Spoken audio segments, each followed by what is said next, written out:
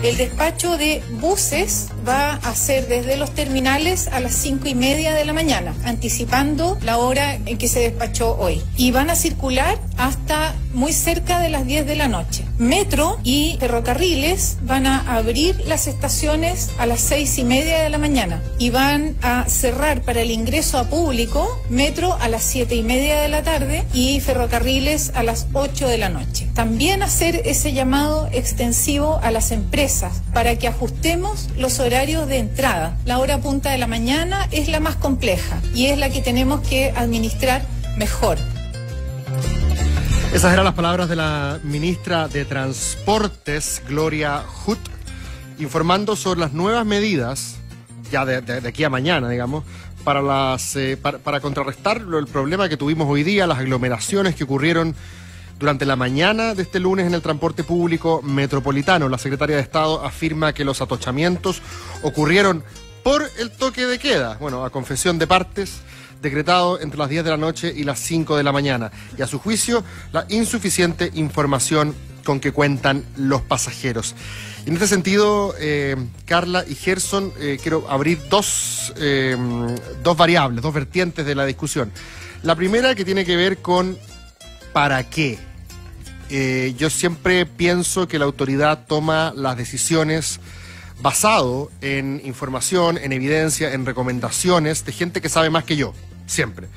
Y pensaría que en este caso no es distinto, pero quizás mi incapacidad, mi poca expertise me impide ver en qué sentido un toque de queda en el minuto que menos gente se desplaza sirve al propósito que todos estamos buscando, y por el contrario, sí veo, de manera bastante gráfica, en qué sentido no aporta, por el contrario, atornilla para el otro lado, causando aglomeraciones que quizás no se causarían si no tuviésemos el toque de queda. Eso por un lado, no me queda muy claro. Y la segunda variable que quiero abrir para la discusión es esta petición que hace el gobierno a los empleadores, que es un poco por la buena onda. O sea, aquí no hay una orden, el gobierno no está preparando un plan para que las empresas hagan un ingreso escalonado. Dice, traten de ser buena onda, pero resulta que muchos empleadores esto les pasa por el lado. Entonces nos sirve si todos estamos acatando, y hay muchos empresarios en este caso que no se sienten necesariamente compelidos, como se dice, no se sienten presionados a hacer algo al respecto. Dejo esos dos temas para ver cuál quieren, si que quieren pimponear conmigo o abrir otras variantes. Bueno, son dos grandes temas. El primero habla precisamente de lo que decíamos al comienzo, en la introducción del programa, las inconsistencias en relación a las medidas y en la comunicación de las mismas. El toque de queda hasta las 5 de la mañana, con inicio del transporte público, en definitiva a las 7, provocó lo que era lógico que iba a provocar, aglomeración y por lo tanto peligro de contagio. Además, en relación a la permanencia en superficie del virus, si uno lee, por ejemplo, en el plástico y los metales, sobre todo en el acero, tiene una permanencia de 72 horas. Por lo tanto, recopilando algunos testimonios internacionales, extranjeros, de gente común y corriente y también gente especializada, el llamado era precisamente a tener mucho cuidado con eso, con las manijas, los timbres o los botones de los ascensores, todo lo que estuviera hecho de metal o recubierto de metal. Entonces, lo que pasa hoy día es evidentemente lo que tú decías, un reconocimiento de que no lo hicimos bien. El gobierno se apresuró tal vez, tanto que ha criticado esto de que hay que tomar las medidas con tiempo, muy meditada, estudiada, no nos apresuremos. Yo creo que esto es una muestra de que pasó acá lo contrario. Hubo una premura, apresuramiento en dictar un toque de queda, tal vez la única medida coercitiva realmente potente que tiene a la mano la autoridad en este minuto, que era el toque de queda. Pero bueno, vemos que ya se han modificado en cierta medida algunos parámetros para que mañana se permita la apertura del transporte público a las 6:30, habitualmente es a las 6. Entonces, eso por un lado. Lo otro, claro, todavía estamos en la etapa de los llamados a la buena voluntad, y ahí siempre el terreno es bien pantanoso acá en Chile. Acá funcionamos, y la medida anterior habla un poco de eso, bajo la coerción, bajo la fuerza, bajo el castigo. Sí, yo quiero separar lo del toque de queda con lo de el retraso del transporte público. A mí me parece que son dos cosas un poco distintas y quiero explicarme. Creo que retrasado el inicio del transporte público evidentemente genera un problema en la rutina de las personas y eso confundió mucho a la gente que llegó hoy día a las 6:30 de la mañana al metro, se dio cuenta que estaba cerrado y tuvo que esperar aglomerado, achoclonado durante la media hora en que esto estaba cerrado. Entonces esto confundió. Pero siento que no fue el toque de queda, necesariamente el que influyó en eso, y siento que el toque de queda tiene otro objetivo, y es simplemente por lo que hemos estado escuchando de las autoridades. Uno podrá decir, ¿qué gracia tiene que la gente se deje desplazar entre las 10 y las 5 de la mañana si lo que uno necesitaría es que eso pase en el día? Sí, pero como el presidente, el ministro y las autoridades en general han hablado de una progresión en las medidas, yo tengo la sensación de que dictaminar el toque de queda tiene que ver con empezar a restringir libertades que luego en el tiempo se van a tener que restringir mucho más. Y eventualmente vamos a tener que ir extendiendo ese toque de queda y llegar hasta un momento de una cuarentena total, que el ministro ya ha dicho, entiende, es como un toque de queda de 24 horas. Esta es mi sensación y estoy haciendo una interpretación de lo que han dicho cuando se les pregunta por la cuarentena total. Ellos hablan de una progresión, pensando también en que estamos recién comenzando el otoño, en que las autoridades están seguras de que lo peor está por venir, que se va a complicar la situación porque todos nuestros otoños e inviernos son complejos porque nuestro sistema de salud, especialmente el público, es limitado. Entonces, tengo la sensación de que es una primera señal que debiera ir incrementándose. De hecho, recordemos que para mañana rige esta, no sé cómo decir, pero este mandato de que la gente vuelva a su residencia habitual y no esté en las segundas casas, en las segundas viviendas. Yo creo que es imposible de fiscalizar, entre paréntesis, pero mira, en este minuto pero se está tratando Canal 24 horas obligar a la gente a cambiar sus hábitos. Está transmitiendo imágenes de La Serena y todavía hay gente en la playa. No, hay gente en la playa. Muy bien. Bueno, hay gente que vive en la playa y yo digo que es medio impracticable porque si una familia tiene una segunda vivienda en la playa y decide ir a pasar la cuarentena allá, me parece que está en su derecho. Si el problema es la gente que anda veraneando, que anda así como... Pero aún así, la advertencia del propio ministro de Salud hoy día fue bien tajante. O sea, no lo haga porque en el fondo en esos lugares existe mucha población vulnerable, muchos menos medios y por lo tanto hay que tratar de contener. Ya, pero todavía eso va a quedar, creo yo, en el espacio de la conciencia de cada uno, porque no lo vas a poder fiscalizar, Gerson. De hecho, yo creo que, no sé si está tan claro cuál es la residencia oficial de cada persona en Chile. No, pero sabemos de lo que estamos hablando y efectivamente cae en la conciencia de... No, pero me estoy refiriendo a cómo pueden demostrar dónde vives entiendo.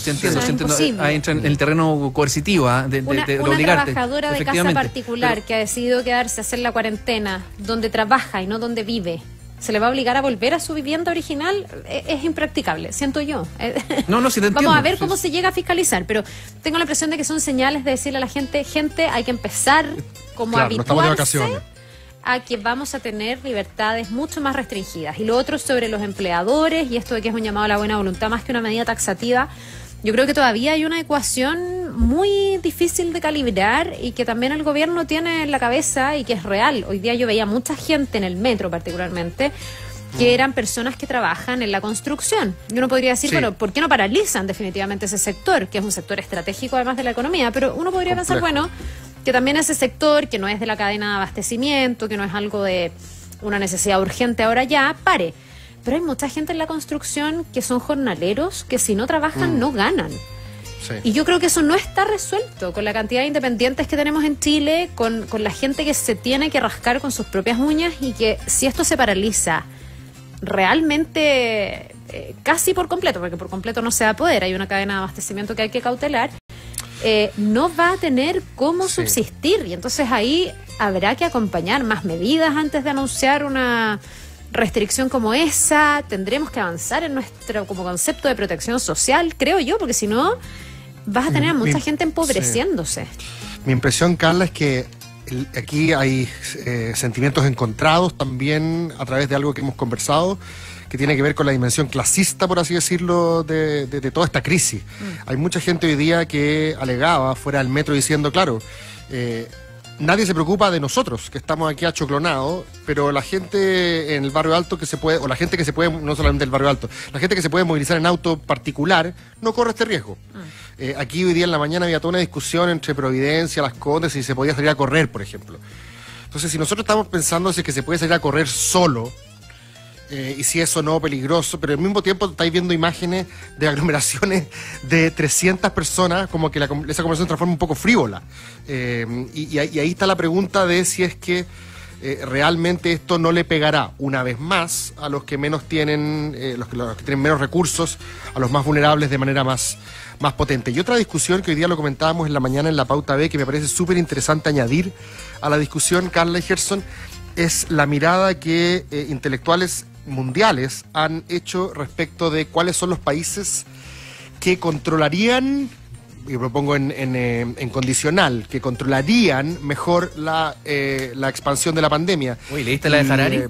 La de Harari, la de Byung-Chul Han, que básicamente dicen que aquí es donde nuestro individualismo liberal, que precia tan alto el derecho de hacer un poco lo que uno quiera, y sobre todo la intimidad y la privacidad, que nadie sepa dónde estuve, con quién estuve, en países asiáticos, dicen estos, lo decían los dos de manera bastante al unísono, un coreano escribiendo desde Berlín y un israelita escribiendo desde Estados Unidos, o sea, viendo la película de manera bastante amplia.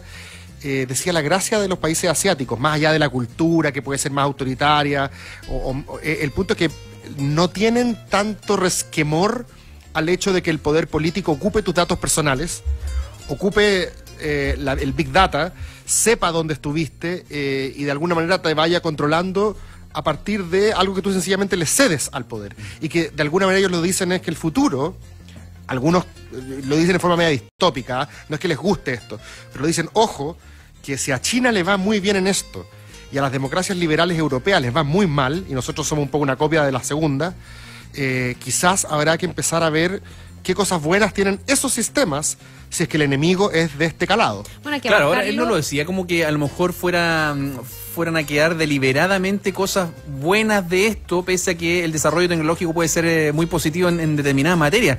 Estoy hablando de lo que escribía hace un tiempo Harari al respecto de lo mismo, respecto del COVID-19, una intervención que tuvo ahí en el Foro Económico de Davos, entiendo. Sí, me acuerdo. Y él decía, mira, estamos acá, ¿qué es lo que va a quedar después en definitiva?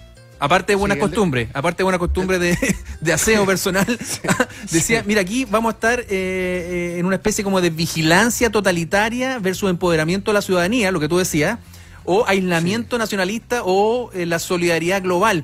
Y ahí dice, se puede abrir una caja de Pandora, porque esto puede acelerar la entrada en operación, desesperada muchas veces y oportunista por otra, de una serie de tecnologías que van a poder invadir no solamente tu posición política, que es lo que hemos discutido por años últimamente, sino muchas cosas más que tienen que ver incluso con cosas que tú ni siquiera sabes de ti mismo. Ya, pero eso tiene más que ver con el plano de cómo la tecnología se mete, utiliza tus datos y uno no lo sabe. Claro. Pero también me imagino que a lo que apunta... Nos fuimos en la bola de Cristóbal. A lo que apunta también lo que dice Cristóbal, se podría bajar a una discusión que se dio ayer, después de la mesa social del COVID-19, que es que alcaldes de Vitacura, de Las Condes, de La Reina dicen, pásennos la lista de aquellos que están infectados. Porque si no, ¿cómo vamos a fiscalizar? Se dice aquí que hasta 50 millones de pesos van a tener que pagar las personas que vulneren la cuarentena. Pero ¿cómo vamos a saber que están vulnerando la cuarentena? Entonces ellos dicen, entendemos que hay derechos del paciente a la intimidad, pero en una contingencia como esta, dicen ellos, se superpone como el interés común. Claro. Sí. Y eso ya no tiene que ver con si el sistema, la tecnología, la inteligencia artificial y los aventajados son capaces de usar tus datos sin que tú te des cuenta y tú aprietes unas cosas sin darte cuenta y les des la autorización. Esa es el peor desenlace que podría tener. Es que esa no es ni una discusión porque a veces uno ni sabe, pero esta es una discusión y me parece súper interesante lo que plantea Cristóbal a raíz de estos autores. Es como una discusión madura de hasta qué punto estás dispuesto a ceder en tu privacidad, en tu individualismo, en tu intimidad por el bien común. Y es súper difícil de zanjar, súper difícil. Y vamos a ver qué termina pasando con estos alcaldes que están pidiendo esta información y que sea todo más transparente. Sí, muy interesante. Bueno. Vamos a seguir. Todos los temas de hoy día tocan de alguna manera la crisis del coronavirus.